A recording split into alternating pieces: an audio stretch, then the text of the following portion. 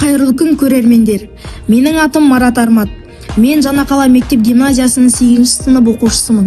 Бүгін мен сіздерге біздің отбасымыздағы мамандықтар тақырыбында өз отбасым туралы айтып беремін. Әр адамның өмірінде жол көрсететін шамшырақ болады. Мен үшін ол менің отбасым.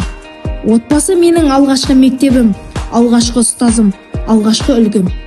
Мен өмірдің мәнін, еңбектің қадірін, арманның биіктігін осы шаңырақта түсіндім.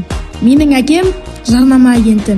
Ол идеядан шындық жасайтын, ойды іске айналдыратын шығармашыл жан.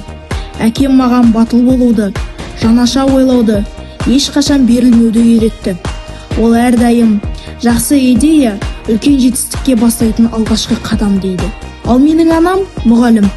Ол тек білім бермейді, ол болашақ тәрбиелейді. Анам маған сабырлықты, мейірімділікті, жауапкершілікті үйретті. Ол айтатын, білім адамның өмір бойғы байлығы. Әкемнің шығармашылығы, анамның даналығы, олардың маңдай тері мен адал еңбегі менің ең үлкен мотивация.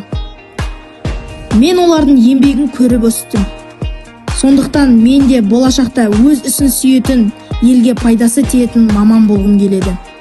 Мен армандаймын, мен үйренемін, мен талпынамын. Өйткені болашақ бүгіннен басталады. Мен ата-анамның үмітін ақтайтын ұрпақпын.